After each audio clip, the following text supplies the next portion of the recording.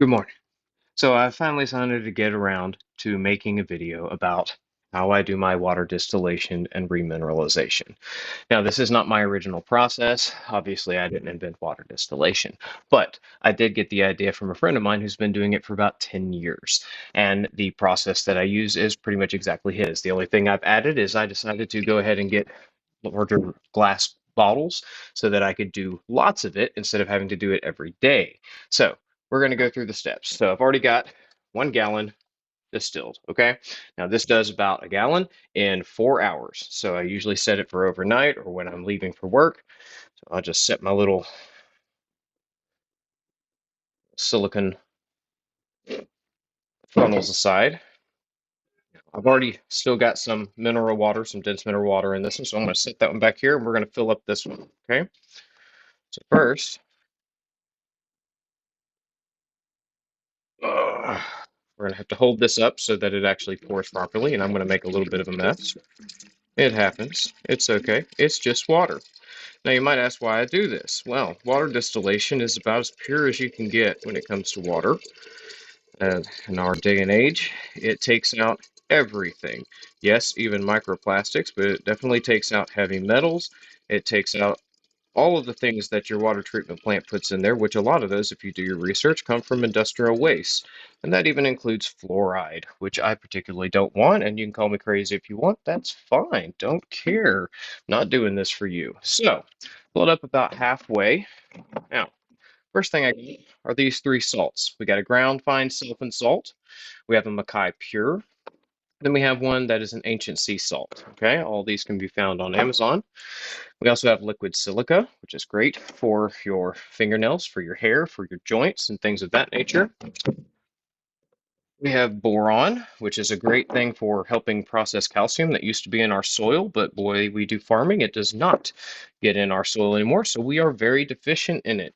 And it can help with decalcification of things like bone spurs and calcium deposits, and even decalcifying fluoride buildup on those places that it tends to do, if you want to be crazy like me. Now, the other thing here I put here was baking soda. This is organic baking soda, Bob's Red Mill. It also has a number of good properties, but it also helps balance the pH of the water, which is also really good for your stomach. If you are having indigestion and things like that, you drink some of the mineral water, it helps settle your stomach. It's really good. We have potassium chloride and we have magnesium chloride. Okay. Both of those are great minerals that help with a number of things, and you can do your own research on that, or maybe I'll pop up a little thing that says, hey, this is what this is for.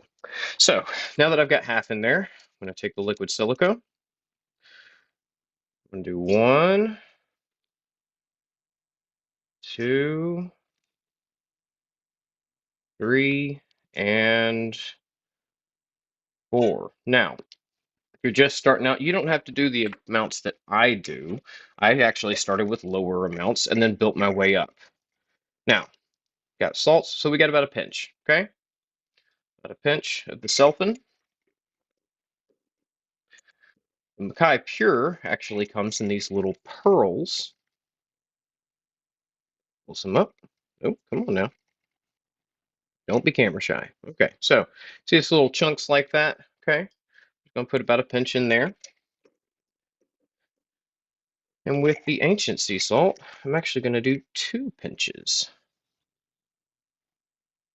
Okay, just like that. Now, actually, it tends to be the ancient sea salt that doesn't actually always dissolve, so you'll have a couple little granules at the bottom, but it's no big deal. Okay, all right, so now we've got the boron. There's a variety of types you can use. We're going to put a half teaspoon. And yes, I'm still using plastic on measuring spoons because I haven't broken down and bought some either metal or wooden ones, but I will eventually. We're also going to do a half teaspoon of baking soda. We're going to do a half teaspoon potassium chloride. And finally, a large heaping half tablespoon of the magnesium chloride.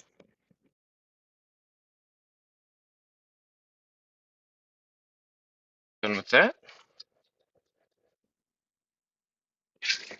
Now we just give it a good shake. Who needs a shake weight, right?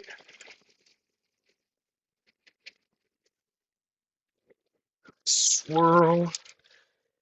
Set her back down. Spinning. Filter back, or funnel back on there.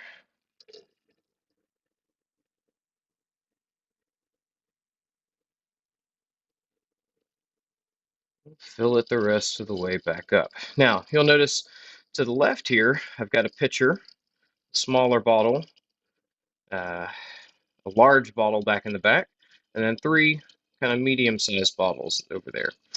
Each of those is different. The cooking water that you can see right there is just plain distilled water. Okay, so I don't add anything to that. That's what we use for coffee, for tea, for boiling noodles and making rice and whatever else you need. Now, these over here to the left, right here and here, those are typically distilled water, but that I drink during the day because I also drink the mineral water. I was just drinking the mineral water, but I kind of noticed I wanted something a little lighter. So I drink about two of these a day, usually in the evening, of the dense mineral water. And then I drink about two or three of these of just the distilled water during the day. Now, one thing I noticed though was my nails started getting brittle and stuff again when I started doing this. And I was like, oh, yeah, dummy, I'm not drinking as much of the silica. So I just started adding 4 squirts per gallon of the silica back to this. And sometimes I will actually add pinches of just the 3 little salts to add some electrolytes back into it. But you can play with it how you want. This one here typically have filled with water, and then I have absorbic acid, which is vitamin C, mixed in with that, so that each one of these has approximately 9 grams of vitamin C. You can also add a little honey in there. I call that hanyuk, and it just tastes delightful. It's like a little cream soda. And all right, now we're going to go back over here and reset our water distiller. Okay, so we'll pull it back, unplug the top, set that here. We're going to go fill this. All right, so fill it up to about this line right here, and it will take 2 of these to come up to the fill line here. All right, and our second one. And we want to make sure that we keep it at the fill line, because if you have done it over a little bit sometimes, and that can cause a little bit of spillage as the rest of it finishes up. So we got it pushed back there. We're going to push the start button here, and we're going to take our little funnel and put it right underneath. Okay, the bottle there. Done. 4 hours later, we'll have another thing, and I can fill up one of these over here. So when it comes to the salts and everything, I haven't bought a new thing of anything except for the liquid silica and the vitamin C, and I've been doing this for over a year now. And so these will last. It's worth the initial investment. You can usually find these for about $100 on Amazon. It's 120, and I typically, like every couple months, it'll go on sale for about $20 off. It's amazing. This is the same brand that my friend had, and like I said, he's been using his for 10 years and has had no problems with it. So if you have any questions, feel free to ask. And yeah,